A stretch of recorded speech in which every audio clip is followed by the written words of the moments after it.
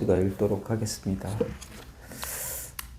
하나님의 뜻으로 말미암아 그리스도 예수의 사도된 바울은 에베소에 있는 성도들과 그리스도 예수 안에 있는 신실한 자들에게 편지하노니, 하나님이 우리 아버지와 주 예수 그리스도로부터 은혜와 평강이 너희에게 있을지어다. 찬송하리로다. 하나님 곧 우리 주 예수 그리스도의 아버지께서 그리스도 안에서 하늘에 속한 모든 신령한 복을 우리에게 주시되, 곧 창세전에 그리스도 안에서 우리를 택하사 우리로 사랑 안에서 그 앞에 거룩하고 흠이 없게 하시려고 그 기쁘신 뜻대로 우리를 애정하사 예수 그리스도로 말미암아 자기의 아들들이 되게 하셨으니, 이는 그가 사랑하시는 자 안에서 우리에게 거저 주시는 바 그의 은혜의 영광을 찬송하게 하려는 것이라. 아멘. 네. 감사합니다. 네. 우리는 지난주를 끝으로 해서 갈라디아서 말씀을 모두 마치게 되었습니다. 시작할 때만 해도 이 갈라디아서만 같이 함께 마무리할 수 있으면 좋겠다, 그런 마음을 갖고 있었어요. 근데 또 이렇게 오늘 에베소서 말씀을 또 나눌 수 있는 그런 단계가 되었네요. 네. 그 갈라디아서를 통해서 전하려고 했던 그 사도 바울의 메시지의 핵심은 인간이 스스로 행하는 행위에 신앙적 의미를 부여하지 말라는 겁니다. 그리고 그리스도가 행하신 것에 온전히 마음을 두고 의지하면서 살라. 그리고 우리의 행위는 그것에 대한 감사와 사랑으로 성령과 함께 나오는 것이 되게 하라. 그것이 갈라디아에 있어서 우리에게 주려고 했던 그러한 메시지입니다. 여러분들이 이제 이러한 원리를 가지고 내가 어떤 행함의 의미를 두게 하려고 하는 모든 어떤 것으로부터 벗어나서 진정한 모든 것은 그리스도가 나를 위해서 행했다라는 것을 믿고 여러분들이 신앙생활을 해준다고 한다면, 저는 너무나도 귀중한 것을 여러분들과 함께 성령을 통해서 나누었다. 저는 이렇게 생각을 합니다. 그래서 여러분들은 이제 평생에 신앙생활을 해야 되는 그런 존재들인데, 항상 그 갈라디아서 우리에게 주려고 했던 그 신앙, 그것으로 율법의 신앙을 극복하고 복음의 신앙 안에서 정말 머문다면, 정말 갈라디아서 우리가 함께 했던 것들은 너무 귀중한 그런 신앙의 교훈이었다, 저는 이렇게 생각을 합니다. 이 에베소서는 우리가 이제 보통의 그 갈라디아서라든가 고린도 전후서라든가 이런 것들은 보면은 그 교회, 이제 바울이 이제 목회를 하다가 떠난 후에 그 교회 안에서 어떤 표적은 어떤 문제들이 발생을 하는 겁니다. 그래서 그 문제를 듣고 바울이 거기에 대한 어떠한 그 신앙의 삶을 살아야 될지를, 신앙의 가치관을 가져야 될지를 알려주고 그 문제를 해결해 주려고 하는 그런 편지의 내용이라고 볼 수 있어요. 근데 에베소서는 특별히 어떤 에베소 사람들이 갖고 있는 어떤 문제를 제기한 것이 아니라, 이것도 역시 사도 바울에 의해서 개척이 되어진 그런 교회입니다. 근데 이거는 이제 그 사도 바울이 굉장히 나이가 들어서 노년이 되었을 때 그 자기가 개척했던 교회에 바울이 로마에서 감옥에 있는 동안 이 편지를 쓴 겁니다. 그래서 이 내용은 어떻게 보면은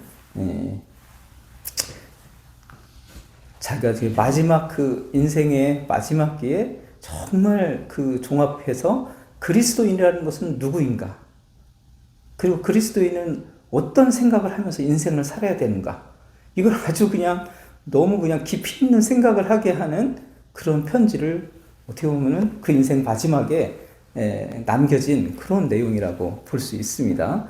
그래서 에베소서를 보면서 우리 정말 그리스도인에 대한 나에 대한 이해, 내가 어떤 존재인가를 먼저 이해하고 이 땅에서 나는 어떻게 생각하면서 인생을 살아야 되는가 그것을 알려주는 그런 내용입니다. 자, 그래서 1장 1절부터 한번 보겠습니다. 하나님의 뜻으로 말미암아 그리스도 예수의 사도된 바울은 에베소에 있는 성도들과 그리스도 예수 안에 있는 신실한 자들에게 편지하노니 하나님 우리 아버지와 주 예수 그리스도로부터 은혜와 평강이 너에게 있을지어다.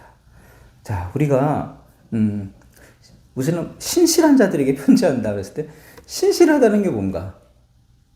그것은 바로 뭐 행동을 거룩하게 하게 한다. 뭐 이런 어떤 그런 측면이 아니라 거기 성경에 보니까 그리스도 예수 안에 있는, 그러니까 그리스도 예수 안에 있는 사람들이 신실한 자들이다. 그리스도 예수를 의지하고 살아가는 사람들이 신실한 자들이라는 것을 우리가 이제 그 편지 서두에서 보게 됩니다. 그리고 하나님 우리 아버지와 주 예수 그리스도부터 은혜와 평강이 너희에게 있을지어다 이렇게 되어 있습니다. 은혜와 평강이 등장하는데 정말 이 은혜와 평강은 너무 우리에게 중요한 말입니다. 은혜라는 것은 내가 어떤 것을 노력하지 않은 것을 받게 되는 것, 그것을 은혜라고 합니다. 그러니까 우리 신앙, 우리가 이제 세상에서는 그냥 예를 들어서 노력하지도 않았는데 누가 자동차를 나한테 선물로 줬어요. 그럼 내가 이거를 은혜라고 할 수 있습니다. 그런데 성경에서 은혜라고 하는 것은 누가 우리에게 주는 거예요? 하나님이 우리에게 주는 거죠. 무엇을 주는 겁니까? 우리가 노력하지 않았던 예수 그리스도께서 이루어 주신 일의 혜택을 우리에게 주는 거죠. 그러니까 예수님께서 이 땅에서 내가 그거 원한 거 아니었잖아요. 내가 뭐 예수님 와서 이런 거 하세요. 이런 거 우리가 원하지 않았죠. 그렇지만 예수님께서 이 땅에 오셔가지고 십자가를 통해서 우리가 이루어야 될 그 구원을 완성하시는 거죠. 우리의 죄를 용서하고 우리를 의롭게 하시는 그 일을 완성을 해서 우리에게 하나님의 자녀가 되게 하는 거룩하고 흠이 없는 존재가 만들어지는 그 선물을 우리에게 주시는 겁니다. 그게 은혜예요. 그러니까 은혜라는 것은 내가 한 것은 없습니다. 내가 한 것은 없는데 예수 그리스도가 나를 대신해서 이 땅에서 다 이루어 주셨어요. 그리고 나서 나에게 혜택이 되는 그것을 나에게 주신 겁니다. 그것을 은혜라고 한다. 그러니까 내가 무슨 죄를 용서받기 위해서 뭐 한 것도 아니고, 그 다음에 용서를 받기 위해서 내가 노력한 것도 없고, 그런데 예수님이 하나님이 나에게 주신 것, 그것이 바로 은혜죠. 근데 그 은혜가 평강과 연결이 됩니다.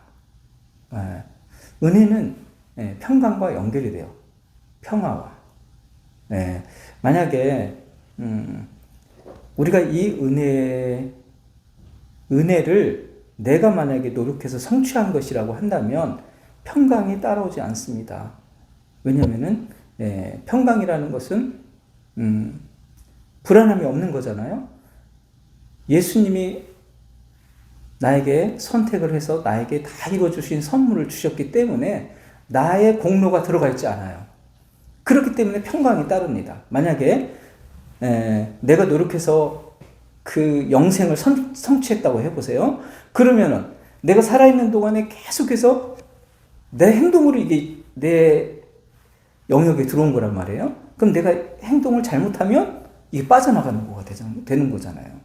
내가 이거를 노력해서 받은 거기 때문에 그 노력이 그 기준에 미치지 못하게 끝까지 이루어지지 않는다면 그건 또 없어지는 거예요.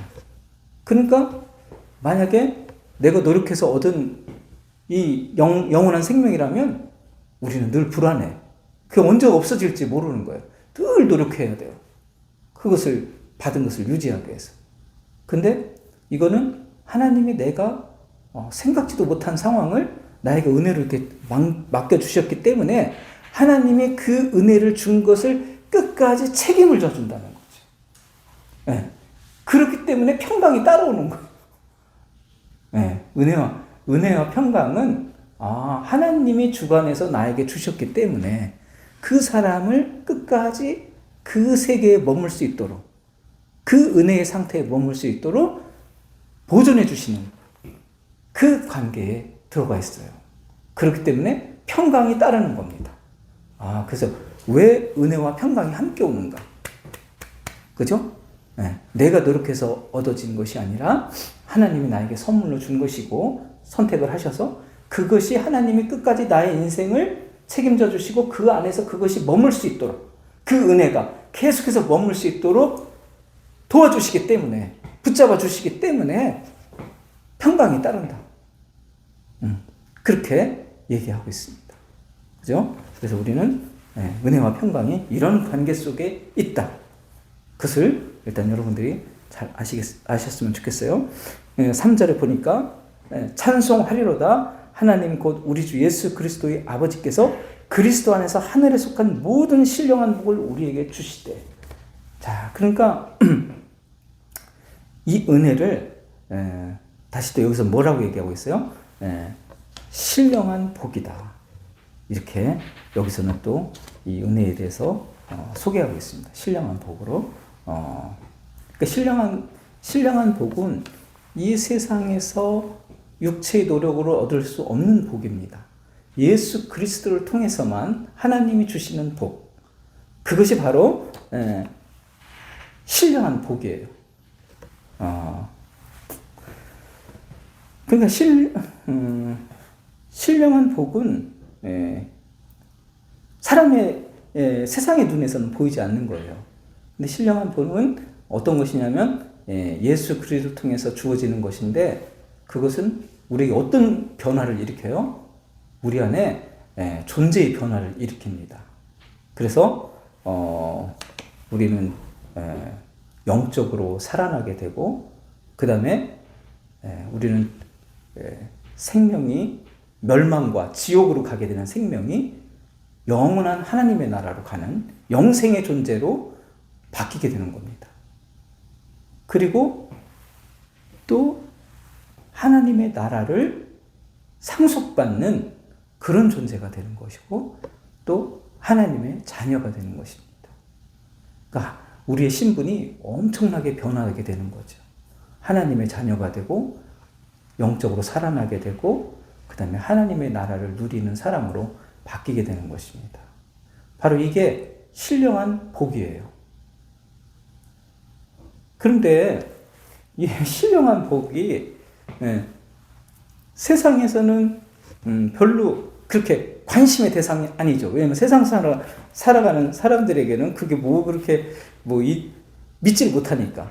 그렇지만 믿는 사람에게는 이것이 내 인생의 그 어떤 것보다도 소중하게 느껴지는 그러한 복입니다.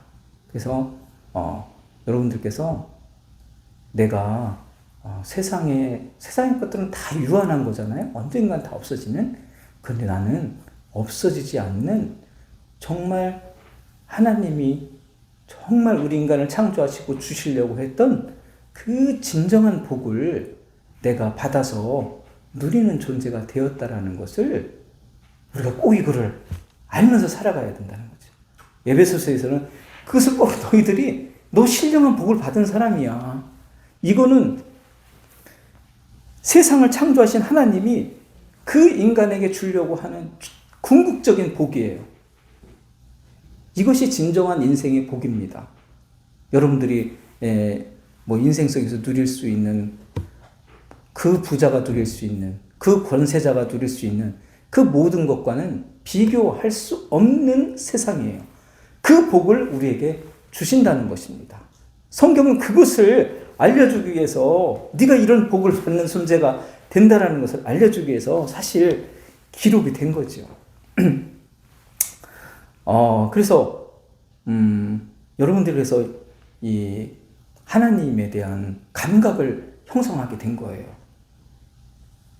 죽은 사람들은 어떤 감각이 없잖아요. 예, 죽어있는 사람, 영적으로 죽어있는 사람, 하나님에 대한 감각이 없는 거예요. 이 신령의 복에 대한 감각이 없는 것입니다. 근데 여러분들은 하나님에 대한 하신 일이 감사함으로 느껴지고 예수도 알기 원한다. 그 대속해 주신 사랑에 대한 관심이 생기잖아요. 알고 싶고. 이건 여러분들이 살아있다는 걸 의미하는 거예요. 그 신령한 복을 누리고 있는 그런 사람으로 여러분들이 존재하게 된다는 거죠. 근데 그러면은 이 엄청난 복이 어떤 사람에게 주어지느냐, 이게 궁금할 수가 있죠. 그죠? 저 사람하고 나하고 세상에 사는 사람하고 딱 비슷하게 생겼잖아요. 비슷하게 밥을 먹고 잠을 자고 또 별로 이렇게 구분할 수 있는 게 별로 없어요. 근데 그럼 어떤 사람에게 그러한 엄청난 하나님 나라를 누리는 권세를, 자녀가 되는 권세를 누구에게 주냐 이거예요.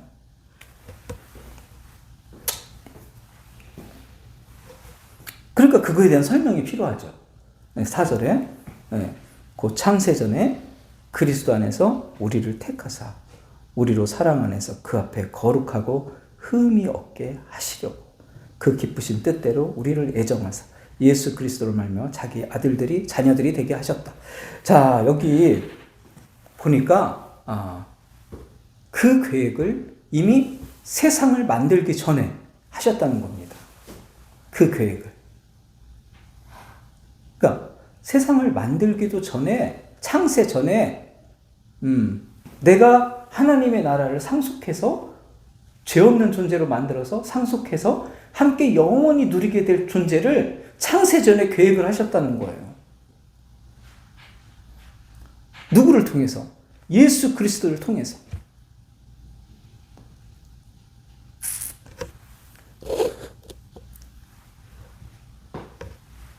그래서 사실 어떻게 보면 그래서 아담이 낙원을 잃어버리고 이 세상이 그리스도가 존재해야 되는 그런 어떤 상황으로 존재했다는 것을 우리가 생각해 볼 수 있어요. 예수 그리스도를 통해서 거룩한 존재를 만들려고 하시는 그 하나님 계획이 그 안에 있었다. 우리는 거기서 생각을 해볼 수 있어요. 왜 사탄이 접근하는 걸 왜 차단하지 않으셨을까? 거기에 대해서 한번 생각을 해볼 수 있어요. 그러니까 하나님은 그리스도를 통해서 거룩하고 흠이 없는 존재를 가지려고 하셨다. 그 계획이 창세전에 있었다. 그것을 우리가 알 수 있습니다. 근데 그러면 사람들은 질문을 하죠. 아니 왜 그러면 누구에게는 그런 기회를 주고, 그죠? 그 누구에게는 왜 기회를 주지 않는가? 그죠? 창세전에 왜 누구한테는 그렇게 하나님께서 그런 나라를 줄 것을, 자녀로 삼을 것을 계획하시고, 왜 어떤 사람에게는 똑같이 생겼는데, 비슷하게 생겼는데, 왜 그 사람에게는 그런 혜택을 주지 않는가? 여러분들이 아마 성경에 대해서 다른 사람에게 얘기할 때 아마 가장 그 사람들이 이해를 할 수 없고 불만을 가질 수 있고 받아들이기 힘들다고 생각하는 게 바로 이런 부분이라고 저는 생각합니다. 왜 하나님이 있다면 왜 어떤 사람은 그렇게 믿게 하고 어떤 사람은 또 왜 안 믿게 하고 그냥 안 믿는 상태로 죽느냐 이거죠. 그죠? 막 태어났을 때부터 이 성경 자체를 또 이해도 못하는 상태로 태어나고 어떤 사람은 또 어릴 때 그냥 죽게 되고 도대체 왜 누구는 선택하고 누구는 선택하지 않는가?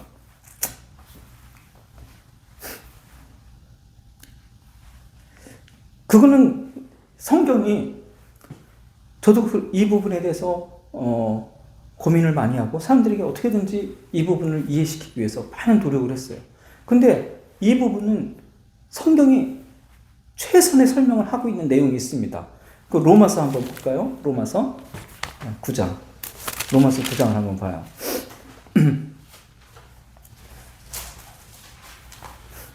9장 15절에서 24절을 한번 보겠습니다. 로마서 9장 15절에서 24절.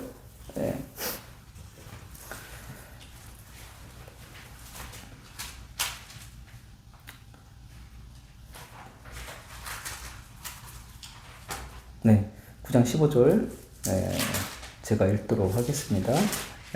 모세에게 이르시되 내가 긍휼히 여길 자를 긍휼히 여기고 불쌍히 여길 자를 불쌍히 여기리라 하셨으니 그런즉 원하는 자로 말미암음도 아니요 다른 박질을 하는 자로 말미암음도 아니요 오직 긍휼히 여기시는 하나님으로 말미암는다.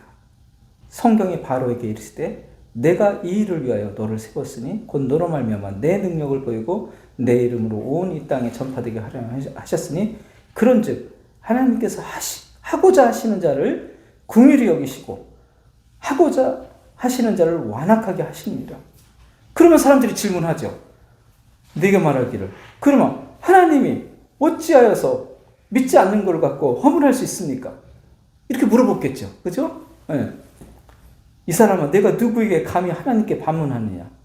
지음을 받은 물건이 지은 자에게 어찌 나를 이같이 만들었느냐 말하겠느냐? 토기장이가 진흙 한 덩이로 하나는 귀 쓸 것, 하나는 천이 쓸 것을 만들 권하느냐? 만일 하나님이 그 진노를 보이시고 그의 능력을 알게 하고자 하사 멸하기로 준비된 진노의 그릇을 오래 참으시고 관용하시고 또한 영광 받기로 예비하신 바 긍휼의 그릇에 대하여 그 영광의 풍성함을 알게 하고자 하셨을지라도 무슨 말을 하리요? 이 그릇은 우리니 곧 유대인 중에서 뿐 아니라 이방인 중에서도 부르신 자니라. 자, 그러니까 하나님이 그 기쁘신 뜻대로 선택을 하시겠다는 겁니다. 그리고 우리는 피조물이기 때문에 거기에 대해서 더 이상은 우리가 알 수가 없고 질문할 수도 없다. 그렇기 때문에 하나님이 왜 어떤 사람은 믿게 하고 어떤 사람은 믿지 않게 합니까? 그것을 우리가 알 수가 없어요. 하나님은 그건 기쁘신 뜻대로 선택하시는 겁니다. 그래서 만약에 그것을 인정하고 하나님이 이 세상을 만드시고 그렇게 하신다는 것을 인정하고 받아들이는 사람, 그런 사람은 바로 하나님의 선택을 받는 사람이 된 거죠. 근데 나는 도저히 그것을 받아들일 수 없다. 그렇게 하면은 하나님을 믿을 수 없는 거예요. 그런데 여러분 보세요. 이 세상에 우리는 그 현실을 그냥 받아들이고 있잖아요. 우리가 어떤 세상에 질병이 존재하잖아요. 그 받아들이고 있는 거죠. 뭐 지진이 나는 거 우리 그냥 받아들이고 있는 거잖아요. 그죠? 네. 그래서 우리는 사실 세상의 많은 것들에 대해서는 그냥 다 받아들이고 어떻게 할 수가 없어요. 인간이라는 생각, 우리는 이게 우리 신이 아니잖아요. 인간이라는 생각을 벗어나면 안 됩니다. 우리는 다 이 세상을, 병을, 그리고 어떤 사람이 병이 오는지, 그리고 어떤 사람은 왜 일찍 죽어야 되는지, 우리가 이게 다 모든 것을 공평하게 밝혀낼 수가 없는 존재라는 거죠. 우리는 그걸 받아들이고 성경에서 얘기하고 있는 것은 네가 그것을 주어진 것에 대해서 너가 받아들일 수 있는 감사함으로 갖고 살아가라고 얘기해 주는 것이 바로 그것이 우리에게 주어진 상황입니다. 그래서 우리가 모든 것을 공평하게 밝혀야 되는 그런 존재로 있는 것이 아니에요. 하나님이 이렇게 정하신 부분에 대해서 내가 그것을 받아들이는 존재로 있어야 돼요. 여러분들이 지금 모든 것을 막 물건을 만들어내고 뭐 그냥 손만 얹으면 모든 병자가 낫고 이런 어떤 신적인 존재로 있는 게 아니란 말이에요. 우리가 이렇게 제한된 존재로 우리 인간이 존재하는 것이고 하나님이 의존적인 존재로 존재하는 거예요. 그러면 하나님이 그 계획하신 것 안에서는 내가 그것을 받아들이고 그것을 내가 인정하고 누리는 마음, 그것이 바로 인간의 자리라는 거죠. 만약에 이 인간의 자리를 놓쳐버리면 우리는 이 하나님을 믿을 수가 없는 그런 상태가 됩니다. 자, 그래서 다시 에베소서로 와서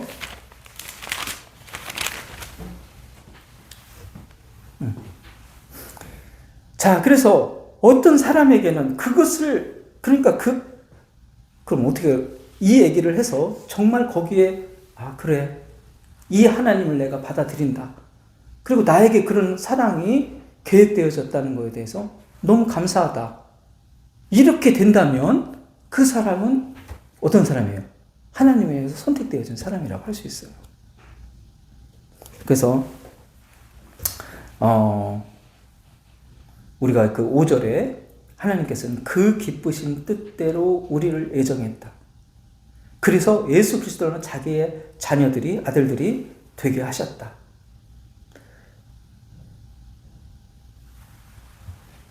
그 정답은 하나님께서 그 기쁘신, 우리는 그거는 알 수가 없어요.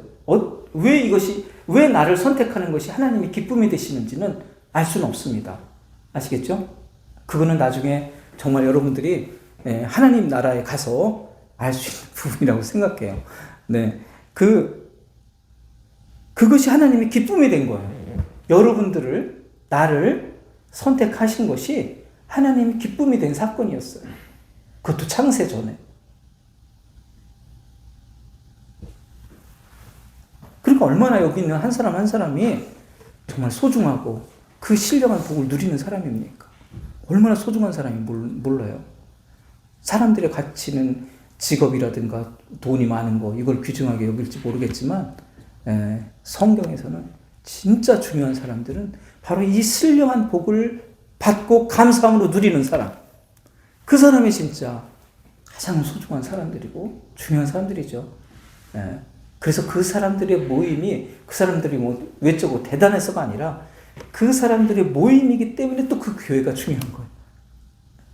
이번에 보니까 뭐 국회의원 한 사람 한 사람 굉장히 중요한 거 우리 뉴스에서 많이 봤죠. 저는 국회의원이 이렇게 중요한지 몰랐어요. 한 사람 한 사람이 헌법기관이래. 그 사람 한 사람이 있으면 그 엄청난 무슨 탄핵이든 뭐든 반대가 될 수가 있고 찬성이 될 수 있는 거예요. 그 숫자에 의해서.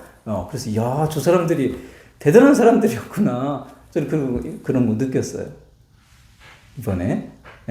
그런 거 마찬가지로 여러분 한 사람 한 사람이 사실 창세전에 하나님이 계획한 그런 너무 중요한 인물들인 거예요. 소중한.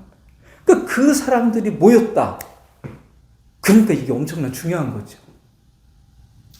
믿지 않는 그런 수천만, 수만 명이 모인 거, 그런 게 중요한 게 아니라 이 하나님이 계획했던 진짜 세상을 만드신 계획 안에 들어있는 거잖아요. 가장 중요하게 생각하시면서 이걸 계획한 거잖아요. 하나님, 이 세상을 만들 때. 바로 여러분들이 그 하나님의 자녀로서 나중에 하나님의 나라를 영원히 누리게 하려고. 그걸 계획하신 거예요. 근데 그렇게 하기 위해서는 예수 그리스도를 보내시겠다는 거예요. 그래가지고 예수 그리스도가 하신 일이, 그 역할이, 그 의의 선물을 그 사람에게 주겠다는 겁니다.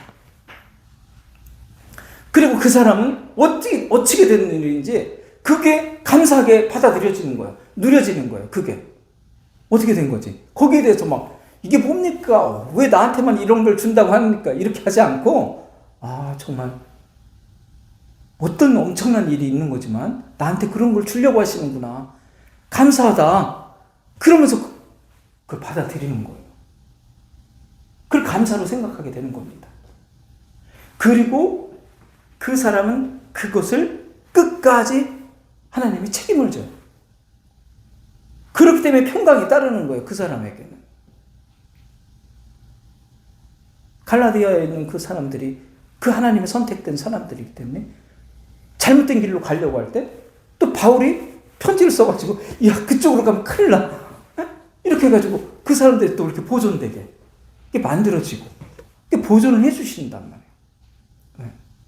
여러분들이 정말 하나님의 선택 안에 있기 때문에 제가 아니더라도, 저가 아니더라도 누군가 여러분들 아마 만났을 거예요. 그래서 복음이 무엇인가에 대해서 이런 게 정말 진정한 신앙의 복음이구나.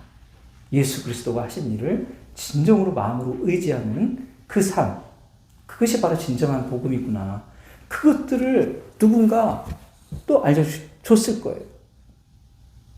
그러니까 여러분들이 진정으로 하나님의 그런 어떤 그 선택에서 이루어진 그 사람들이기 때문에 하나님은 그것을 끝까지 여러분들을 그 신앙으로 붙잡아 주시려고 하는 거죠.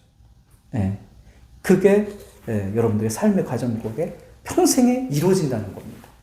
그래서 의의 길로 끝까지 의의 길로 인도해 주시는 거죠. 푸른 초장으로 인도해 주시는 거예요. 선한 목자가 되어서 쉴 만한 물가로.